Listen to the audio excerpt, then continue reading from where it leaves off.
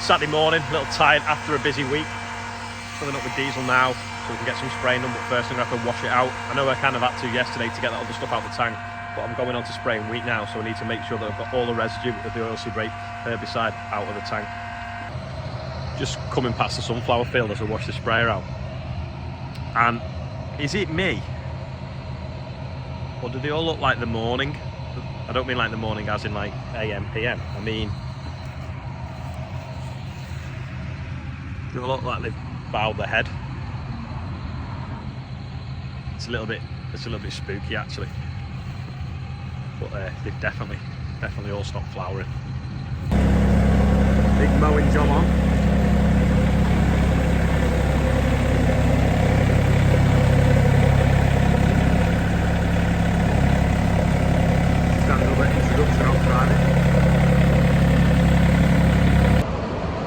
Lovely blue skies, just filling up with some water now into the sprayer. But I can actually feel water on the rain. Sorry, wind.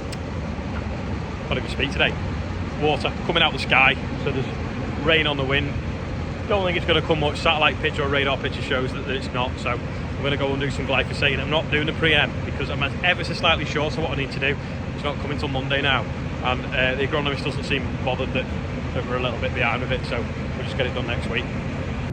Me and Nemo are out working. I'm on the sprayer. I'm just going to spray this off. This is going to be barley. It's got quite a bit of ryegrass in it, which has got away from me the last few weeks without noticing. I'm just going to flail around the fields because we might get it drilled in the next week, maybe the next couple of days to be fair. This was the field that they set fire to over there, so we're going to spray that off now. It's going to be barley, so we've got some volunteer wheat coming up. Volunteer means we didn't want it to come up, and it has done on its own. And then there is the summer barley behind, ripening quite nicely. So we'll have a quick look at that in a minute when we're finished this field.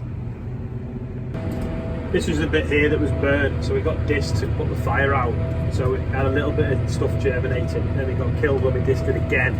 So there's not really much of a flush now of wheat growing, which is good because we don't want it growing in the next crop of barley because it looks tatty and it makes it damp for combining, and we're going to try and get the barley in this field hopefully tomorrow, and then that means then we'll be able to harvest it early in July or maybe even early in June and get another crop of barley in it afterwards. Next year is the plan because it's right on the banks of the river. It shouldn't get any frost. It should get going pretty quickly in the spring and mature quite early.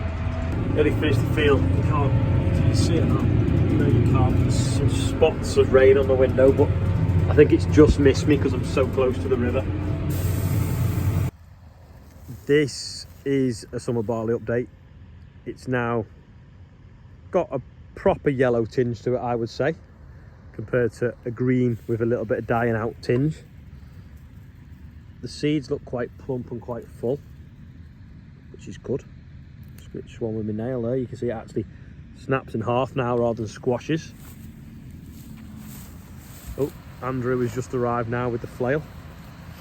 He's going to flail around that field I've just sprayed. But yeah, it's definitely getting ripe. Smells gorgeous as well. It actually smells like a field of barley would do at this time of year. Well, in June, July. So we'll see what it does in a few weeks. I don't know whether we'll cut it in September now. I am thinking it's going to be more likely to be into October. Do we spray it off or do we just see what happens? There's Andrew looking very proud of himself. No, I don't mean because you quality t-shirt. I mean because of the barley looking great. Just having a look at it now. So it's looking good. Yeah. There's a patch here that's getting pretty golden. Yeah, look at that now. It's really ripe, that bit there then.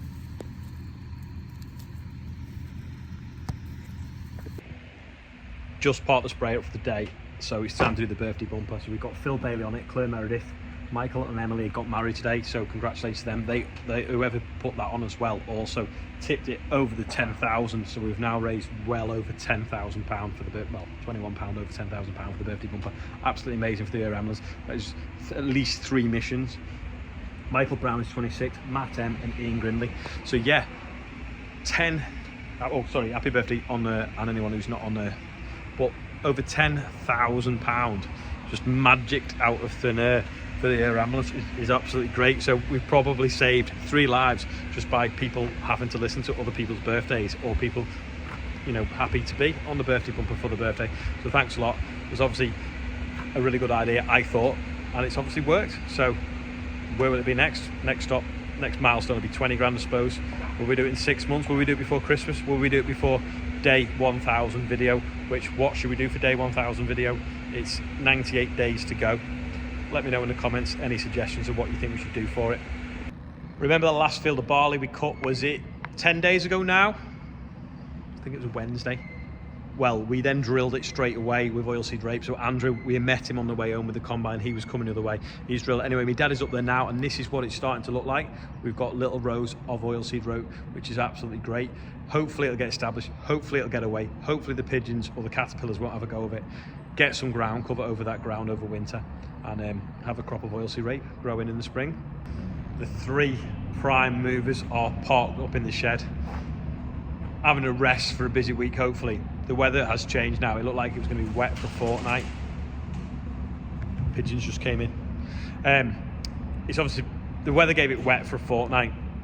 It's now given a tiny bit of rain on Saturday and then dry then for the next 14 days, which is good because it means we can get really up to date, ready for Cheshire ploughing match, which is at the end of the month. So hopefully we can get drilled up for that point. So Andrew's going to come in tomorrow and he's going to drill a little bit of barley on the field that I've just sprayed now. And then we'll get some more grass verges mown around fields, get some more hedges cut, and then hopefully then sort of Tuesday, Wednesday we can get drilling properly, keep the sprayer moving in front of the drill, and off we go. Did a live video before on TikTok and a guy come on and went, "Oh, what are you doing damaging the environment with the sprayer?" And I was just like, are you completely clueless? I'm driving up and down a field with a river at the end of it, protecting the soil. So by killing them weeds without having to use any mechanical means that the soil is not going to wash into the river and be lost. It takes, is it 10,000 years to build an inch of topsoil, and you can soon lose an inch of topsoil with some heavy rain and some wind and intensive cultivations. That is why we direct drill. It saves us money. That is the main reason. I'm not some sort of eco warrior.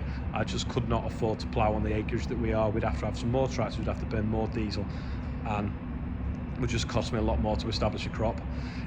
Loads of people say, do you get as good as yields? The highest yielding crops I have ever grown have been grown under a direct drill system. You can, it is tricky, sometimes they don't establish quite as well as crops that you plough, but you know, I've seen crops that are ploughed can fail. I've seen, you know, sort of like maximum tillage, or what we call min till, where you'd go in with the sumo and then you'd go on with like another driller on top.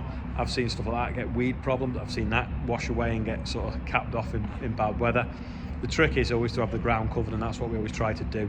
And you know, drill earlier, get it established well away.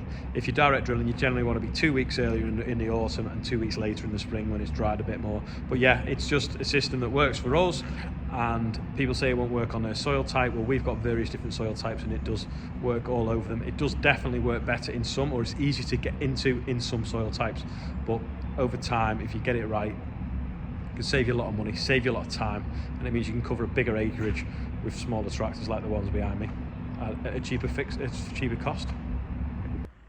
Before I go for today, someone is asking, does anyone know where they can get a Lego tractor, but it's a Massey 135? If you think you know, leave it in the comments there. They're looking for one for the little boy. Chester's now just chewing a bucket handle. I'm off out for my tea, so thanks for watching. I'll see you tomorrow.